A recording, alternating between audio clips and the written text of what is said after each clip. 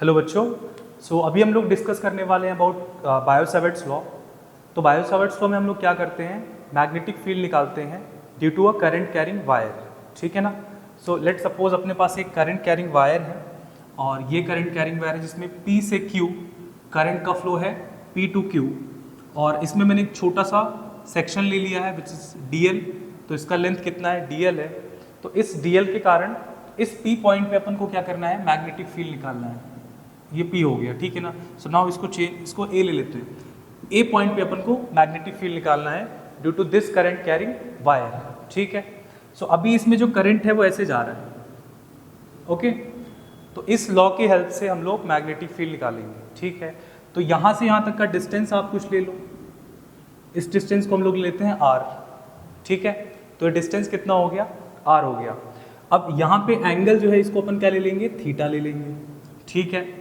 Current इसमें कितना flow हो रहा है, I, ओके। तो ये कुछ फैक्टर्स हैं, करंट, लेंथ DL और R is the distance of the DL from A। और अपन को A पॉइंट पे क्या करना है, मैग्नेटिक फील्ड की वैल्यू निकालनी है, ठीक है ना।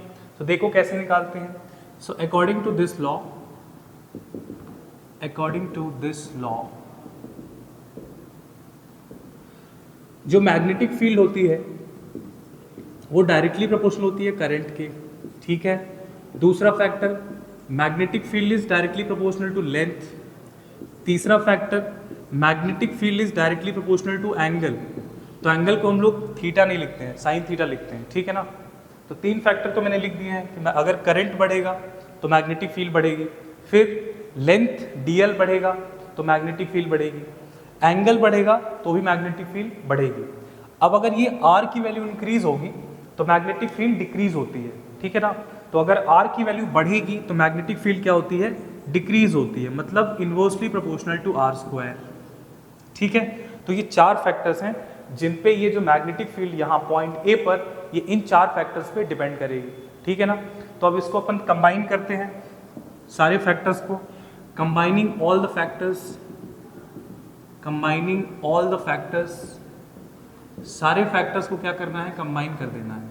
अगर मैंने सारे फैक्टर्स को कंबाइन किया तो क्या मिला अपन को, dB is proportional to I DL sine theta by R², ठीक है। सारे फैक्टर्स को हमने मिला दिया, एक सिंगल फॉर्मूला मिल गया। अब प्रोपोर्शनल हटाने पे क्या लग जाता है, K लग जाता है, ठीक है ना। तो प्रोपोर्शनल हटाते हैं यहाँ से। dB is equals to K I DL sine theta by R²। K होता है प्रोपोर्शनैलिटी कांस्टेंट, और K की वैल्यू जो है वो कितनी होती है।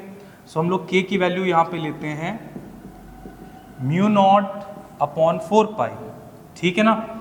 K की वैल्यू कितनी होती है, μ0/4π, और इसकी वैल्यू होती है 10⁻⁷। तो ये वैल्यू हम यहाँ पे पुट कर देंगे।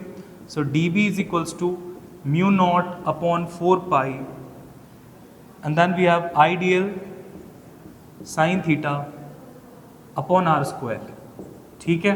तो ये अपन को फॉर्मूला मिल चुका है magnetic field due to this wire.